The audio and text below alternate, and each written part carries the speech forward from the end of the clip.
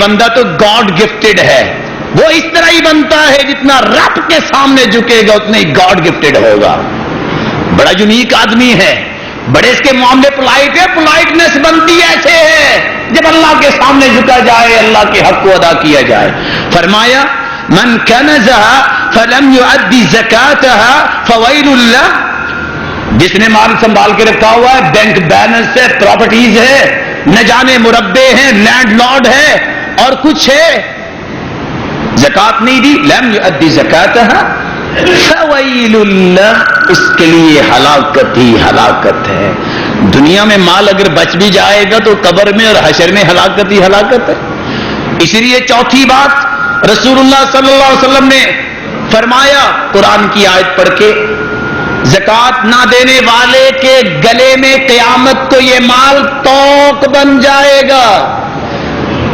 لا يحسبن الذين يبخلون بما آتاهم الله من فضله، وہ لوگ جو بخل کرتے ہیں اور کہتے ہیں اللہ تعالیٰ نے جو کچھ دیا ہے بخل کرنا اچھا ہے، ہوا خیر لهم بل هو شر لهم، یہ ان کے لیے برا ہے جو بخل کر رہے ہیں.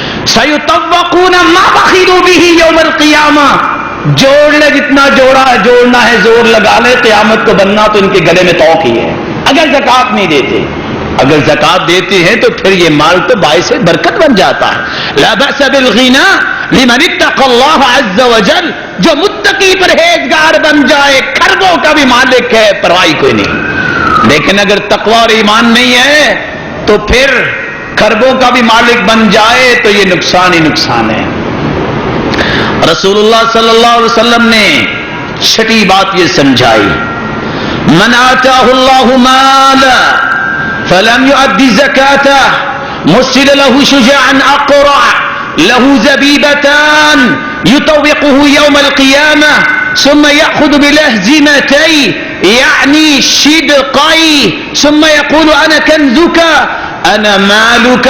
جس کو اللہ نے مال کی نعمت سے نوازا، اس نے زکات نہیں دی، قیامت کے دن یہ سارے کا سارا مال گنجا سانپ بن کے گلے میں توق بن جائے گا. یأخذ بلہزمتی، اور یہ گنجا سانپ باچھوں کو کھینچے گا جن کو پھلا پھلا کے باتیں کرتا تھا دنیا میں اور زکات نہیں دیتا تھا. وہ زبان کے چٹخارے جو پورا کرتا تھا زبان کو کھینچے گا اور ساتھ یہ کہے گا انا کنزک انا مالک، میں ہوں تیرا خزانہ اور تیرا مال، بینک بیلنس جس سے تو زکات نہیں دیتا تھا. کہاں جائے گا یہ انسان، کہاں جائے گا یہ فقیر جو خالی ہاتھ آئے اور خالی ہاتھ جانے والا ہے. بچہ پیدا ہوتا ہے کچھ لے کے آتا ہے، جب واپس جاتا ہے تو لوگ ہاتھ باندھ کے ہی بھیجتے ہیں اور کوئی بھی عقل مند درزی جیب نہیں لگاتا. اور یہ بات بھی سمجھنے والی ہے، منتیں بھی کر لو جیب نہیں لگائے گا، لوگ مذاق کریں گے کیونکہ جاتے وقت جیب میں لگایا نہیں کرتے. ذوالقرنین کے پاس بڑی بادشاہ تھی، کہا جب مجھے دفنانے لگو تو ہاتھوں کو کھول کے میرا جنازہ لے جانا، دنیا کو پتا چل جائے. بادشاہ تو بڑی تھی لیکن ساتھ کچھ نہیں لے کے جا رہا، ساتھ کچھ نہیں لے کے جا رہا. یقول العبد مالی مالی، بندہ یہ کہتا ہے میرا مال، میرا بینک بیلنس، ولکن مالہ ثلاث، اس کا مال تو تین چیزیں ہیں، ما اکل فافنا، جو کھا لیا اور ہضم کر لیا، او لبس فابلا، جو پہن لیا وہ سیدھا کر لیا، او اعطى فاقتنا، جو دے کے اللہ کی راہ میں جنت کما لی، وما سوى ذلك فهو ذاهب وتارك للناس، باقی سارے کا سارا مال تو پیچھے رہ جانا، یہ اکیلا ہی قبر میں جائے گا، ساتھ کچھ نہیں جائے گا. رسول اللہ صلی اللہ علیہ وسلم نے اس لیے فرمایا ان اللہ یحیی البہائم لیعاقب بها مانع الزکاة، اگر کسی کے پاس جانور ہے اس کی زکات نہیں دیتا، یہ اونٹ، یہ گائے، یہ بکریاں، یہ بھیڑیں، یہ قیامت اس کے کندھے پہ سوار ہوں گی اور اپنے سموں سے روندے گی، اپنے پاؤں سے روندے گی.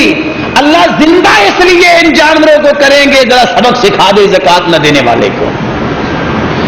آخری بات اور ساتویں بات زکات نہ دینے والے کے متعلق، زکات نہ دینے والے کو تو قیامت کے دن جہنم میں ڈالا جائے گا اور اس کے پہلوؤں کو داغا جائے گا. قرآن میں اللہ فرماتے ہیں والذین یکریزون الذهب والفضہ، جو لوگ سونا اور چاندی خزانہ بنا کے رکھے ہوئے ہیں، ولا ينفقونها فی سبیل اللہ، اللہ کی راہ میں خرچتے نہیں ہے، فبشرہم بعذاب علیم، ان کو دردناک عذاب کی خوشخبری دے دو۔ یوم یحمى علیہا، جس دن تپایا جائے گا، فی نار جہنم، جہنم میں، فتکوی بہا جباہہم وجنوبہم وظہورہم، وہ پہلو جو اکڑا کے چلتا تھا، وہ ماتھا جو دکھا کے چلتا تھا، وہ یہ سارے کے سارے اعضاء قیامت کے دن اس جہنم کے تپائے ہوئے لوہے کے ساتھ، تانبے کے ساتھ داغے جائیں گے۔ اللہ ہم سب کو محفوظ فرمائے۔ رسول اللہ صلی اللہ علیہ وسلم نے اس لیے فرمایا زکات دے دو تو عافیت ہے، اذا ادیت زکات مالک فقد اذهبت عنك شری، اگر تم نے زکات دے دی تو تیرے مال کی شر ختم ہو گئی۔ اور دوسری روایت میں آتا ہے اذا ادیت زکات مالک